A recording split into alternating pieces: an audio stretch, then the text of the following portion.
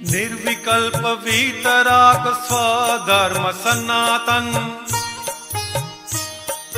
नूतन निर्माणी हूँ मार्ग मौलिक छूं।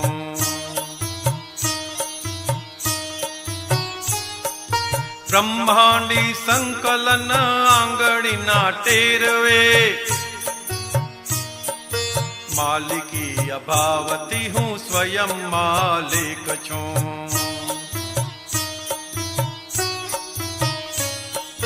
जगत को यडानुसार लखायो निरअहंकार, सरस्वती सूक्ष्मतम प्रत्यक्ष सत्य छूं।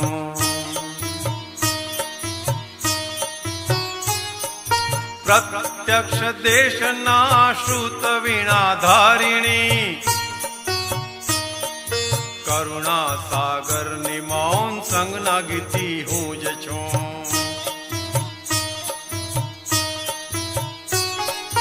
शब्द ना विराम पछी ते अवाच आदि ओम, अध्यक्षण लेख आ संग ना वाणी हूँ ज छूं।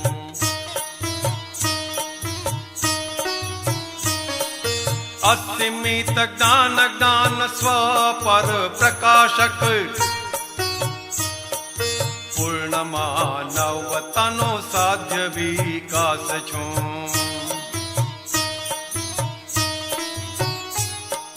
बुद्धि ना बखाड़े बढ़ता यज्ञ हरि जगत काज,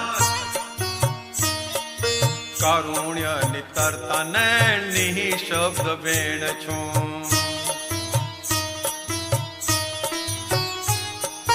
वीतराग छता ये खटपटियो कृपाणु, धर्म इतिहास नु अनुपम ज्ञान छूं। स्यादवाद अनेकांत सर्वमान्य सर्वोदयी, वीरना एकांत मां एकल विहार छूं।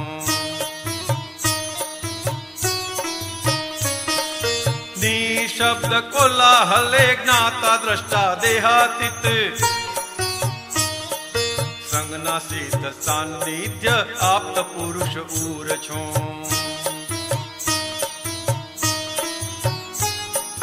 निर्विकल्प वीतराग स्वधर्म सनातन, नूतन निर्माणी हूँ मार्ग मौलिक छूं। नूतन निर्माणी हूँ मार्ग मौलिक छूं। नूतन निर्माणी हूँ मार्ग मौलिक छूं।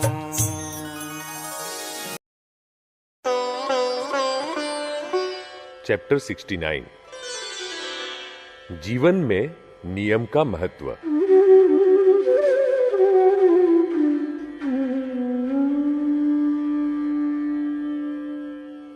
अक्रम विज्ञानी श्री दादा भगवान कहते हैं कि धर्म की नींव नैतिकता है। प्रामाणिकता और नैतिकता से बढ़कर धर्म में दूसरे और कोई साधन नहीं है। आत्मा की प्रगति के लिए प्रामाणिकता की निष्ठा पर चलना जरूरी है। व्यवहार का पूरा सार, नींव यदि कुछ है तो वह नीति है। जीवन में नीति होगी तो पैसे कम होंगे, फिर भी आपको शांति महसूस होगी। और यदि जीवन में नीति नहीं है तो पैसे ज्यादा होने के बावजूद भी आपको अशांति ही रहेगी। जहां व्यवहार में संपूर्ण नीति है, वहीं पर ही सुख है। व्यवसाय में, बिजनेस में तो कुशलता व नैतिकता दोनों ही जरूरी है। अनैतिकता से साल 2 साल अच्छी कमाई हो सकती है, लेकिन बाद में तो नुकसान ही होगा। जब से अनाधिकार रूप से कुछ ले लिया जाता है, तब से व्यवसाय में भी बरकत नहीं रहती, लाभ नहीं रहता। कुछ गलत कार्य हो जाने पर और कुछ नहीं तो उसका प्रायश्चित करें, तो भी मुक्त हो सकते हैं। व्यवसाय में प्रामाणिकता अपनाई जाए तो एक ही कठिनाई आती है कि शुरू शुरू में शायद आमदनी ज्यादा न हो सके, मगर आगे जाकर इस कठिनाई से छुटकारा पा सकते हैं। जबकि अप्रामाणिकता का मार्ग अपनाने से तो दो तरह की कठिनाइयां आती है। एक तो अप्रामाणिकता करके समाज के व्यवसाय के नियमों का उल्लंघन होता है, और दूसरे, शुरू शुरू में अच्छी कमाई होती है, मगर आगे जाकर यही अप्रामाणिकता बहुत बड़े घाटे का कारण बनती है, जिसमें से छुटकारा पाना, छूटना बहुत मुश्किल होता है। प्रामाणिकता तो भगवान का दिया हुआ एक बहुत बड़ा लाइसेंस, अधिकार पत्र है। इसका कोई नाम ही नहीं लेता, उस पर कोई आंच नहीं आ सकती। Honesty is the best policy का लोग बोर्ड लगाते हैं, लेकिन ऑनेस्टी होती नहीं है, तो फिर यह बोर्ड किस काम का? अब तो नए शास्त्र और नए सूत्रों की आवश्यकता है। इसलिए dishonesty is the best foolishness का बोर्ड लगाइए। व्यवहार मार्ग वालों को हम यह कहते हैं, संपूर्णतः नीति का पालन करें। यदि ऐसा न हो सके तो नियम में रहकर नीति का पालन करें। अगर ऐसा भी न हो सके और अनीति करनी पड़े तो वह भी नियम में रहकर करे। यह नियम ही आपको आगे प्रगति के मार्ग पर ले जा सकता है। कहने का तात्पर्य क्या है कि संपूर्ण नीति से चलिए, और संपूर्ण नीति से न चल पाए तो निश्चय करिए कि दिन में मुझे 3 नीतियों का पालन तो करना ही है, और किसी संयोग के दबाव के कारण अनीति करनी भी पड़े तो नियम में रहकर ही करें, और साथ ही साथ प्रतिक्रमण, प्रायश्चित भी करते रहिए। यह नियम ही आपको मोक्ष तक ले जाएगा। अब हमारे मन में यह प्रश्न उठ सकता है कि यदि नीति का पालन न किया जाए तो क्या अनीति को अपनाया जाए? नहीं, यह तो पूर्ण रूप से उल्टा मार्ग ही हो गया। संपूर्ण रूप से अनीति के मार्ग पर नहीं चलना है। कुछ कमी पड़ती हो और अनीति करनी पड़े तो भी नियम से करें। इसी बात को एक उदाहरण से समझें। मान लीजिए कि एक इनकम टैक्स ऑफिसर है। उनकी पत्नी रोज उनसे झगड़ा करती है कि इन सब लोगों ने तो रिश्वत ले लेकर बंगले बनवा लिए, और एक आप है कि रिश्वत का नाम तक भी लेना पसंद नहीं करते। आप तो इतने सालों में भी जैसे थे वैसे ही रहे। पत्नी की बात बिल्कुल गलत भी नहीं थी, मगर ऑफिसर के मन पर क्या बीतती थी वह तो कौन जाने। कभी कभार तो बच्चे की फीस के पैसे भी उधार लाने पड़ते थे। उनके मन में कई बार ऐसी इच्छा भी हो जाती थी कि हर महीने 200-300 रुपयों की टूट पड़ती है, कमी पड़ती है, इतने अगर कहीं से मिल जाए तो शांति से आराम से गुजारा हो जाए। मगर यदि लांच, रिश्वत लें तो मन में खेद रहता है, अतः वे लेते नहीं। ऐसे में हम उन्हें क्या कहते हैं कि आप यदि रिश्वत लेना चाहे तो आप ऐसा नियम बना दीजिए कि मुझे महीने में 500 रुपये से ज्यादा रिश्वत नहीं लेनी है। फिर यदि 10,000 रुपये भी मिले तो भी नहीं चाहिए। आपको हर महीने जितने रुपये कम पड़ते हैं उतने ही लेने का नियम बनाइए, निश्चय करें। अर्थात हम यह कहना चाहते हैं कि अनीति का भी नियम रखें। आपको रिश्वत नहीं लेनी है, लेकिन 500 रुपये कम पड़ते हैं, तो कब तक यह कलह और अशांति चलेगी? लोगों से या मित्रों से पैसे उधार लेते हैं तो वह तो और भी ज्यादा खतरनाक है। इसीलिए हम तो उन्हें यह समझाएंगे कि आप अनीति करिए, मगर नियम में रहकर करिए। अनीति भी यदि नियम में रहकर की जाए तो यह भी बहुत बड़ी बात है, मगर अनीति में कभी भी नियम रहता ही नहीं है, क्योंकि जैसे ही अनीति अपनाते हैं कि हमारा लालच, हमारी मांगे बढ़ती ही जाती है।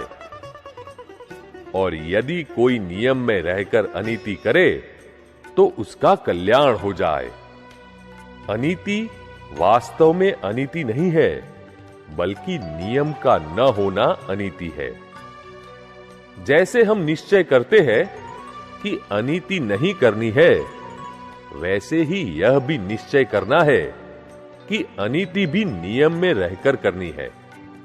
शास्त्रकारों ने कहा है, यम में यानी कि 5 महाव्रतों में रहा जा सकता है, लेकिन नियम में रहना बहुत मुश्किल है। नियम में रहने से कल्याण हो जाता है और नियम ही मोक्ष ले जाने वाला है। कोई व्यक्ति नियम में रहकर रिश्वत लेता है और यदि उस नियम से बढ़कर 5,000 मिलते हो तो भी वह रिश्वत न ले, तो यह कोई साधारण बात नहीं है।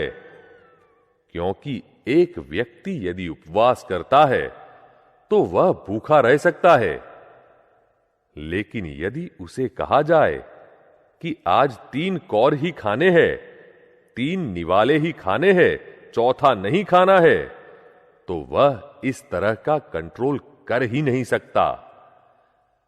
खाना शुरू करने के बाद वह रुक ही नहीं सकता। वह तो पेट भरने पर ही रुक सकता है। यह तो उणोदरी तप जैसा है। जोरों से भूख लगी हो और 2 ही रोटी खाने की, अर्थात यहां आशय बिल्कुल अलग किस्म का है। रिश्वत लेने की शुरुआत करने के बाद निश्चित नियम से ज्यादा पैसों को वापस लौटाना, यह कोई आसान बात नहीं है। यह तो तलवार की धार पर चलने जैसा है। 500 रुपये की रिश्वत लेने का नियम बनाया हो, लेकिन कोई उन 500 रुपये के उपरांत 2,000 रुपये देने आए, तब हम हमारे नियम के अनुसार वह 2,000 रुपये लौटा दे तो यही नियम हमें मोक्ष तक ले जाएगा। क्योंकि सामने से आए हुए 2,000 रुपये वापस लौटाकर हमने जो तप किया, वह तप ही सभी पापों को भस्मीभूत कर देता है। रिश्वत लेना शुरू करें और बाद में पैसे वापस लौटाए, यह अपने आप में एक बहुत बड़ा तप है। इसके पीछे बहुत बड़ा आशय है।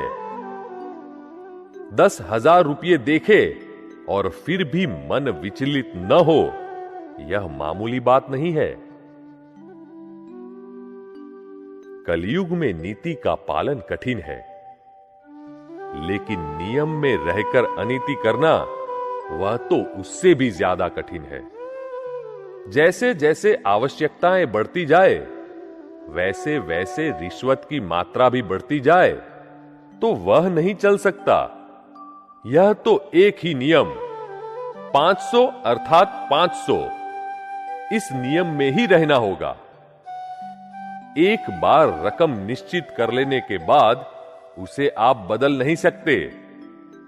आप चाहे तो पहले से ही 500 के स्थान पर 700 रुपये निश्चित करें, लेकिन बाद में सैंक्शन हो जाने के बाद प्लान में कोई चेंज, कोई बदलाव न करे, क्योंकि ऐसा करने से तो नॉर्मलिटी ही टूट जाती है। बिलो नॉर्मल से नॉर्मल पर लाए और अब फिर अबो नॉर्मल होने लगे। ऐसे में हमारी कोई जिम्मेदारी नहीं रहती। यदि आप मेरे कहने के अनुसार चले तो मैं आपको गारंटी देता हूं, आज तक कभी किसी ने ऐसा कहा नहीं है कि अनीति करिए मगर नियम में रहकर। हमने यानी कि दादाजी ने ऐसा कहा ही नहीं है कि आप अनीति करिए। यह तो इस काल के अनुसार यह नियम दिया है कि अनीति करे मगर नियम से। ऐसा बीच का रास्ता न निकाले तो ये लोग मुक्त कैसे हो पाएंगे? हां, यह भी बात सच है कि कुछ लोग इस नियम का दुरुपयोग, गलत इस्तेमाल, मिसयूज भी करेंगे। मगर यह तो ऐसा है ना कि सोने की कटार हो और कोई उसे पेट में मारे तो क्या होगा? मर जाएगा ना। शब्दों का दुरुपयोग करे तो दुरुपयोग करने वालों की जिम्मेदारी बहुत बढ़ जाती है। मगर यही शब्द किसी अच्छे भले इंसान को समझ में आ गए तो उसका कल्याण भी हो सकता है। महत्व तो नैतिकता का ही है। यदि आप नैतिकता के मार्ग पर हैं और कहीं उलझ गए हैं तो घबराइए मत। यह नियम में रहकर अनीति करने की छूट का नियम तो ऐसे नैतिकता के मार्ग पर फंसे हुए लोगों को बाहर निकालने के लिए एक मध्यस्थ, बीच का मार्ग निकाला है। आज इंसान इतनी सारी कठिनाइयों के बीच कैसे जिंदगी जी पाए? जीवन की प्राथमिक आवश्यकताओं को पूरी करने के लिए जितने पैसों की कमी पड़ती है वे उसे नहीं मिलेंगे तो आगे जाकर इसका अंजाम क्या होगा? ऐसे में इंसान गलत रास्ता अपना लेगा और फिर उसी रास्ते पर ही आगे बढ़ता जाएगा। वह रिश्वत लेने लगेगा और संपूर्णतः अनीति के मार्ग पर ही चलने लगेगा। अतः हम कहते हैं कि जब और कोई रास्ता न हो तब मजबूर होकर जितनी जरूरत हो उतनी ही अनीति करे ताकि घर गृहस्थी आसानी से निभ सके, चल सके। कोई भी कार्य ज्ञानी पुरुष की आज्ञा के अनुसार, नियमानुसार किया जाए तो उसी से हमारा कल्याण हो जाए।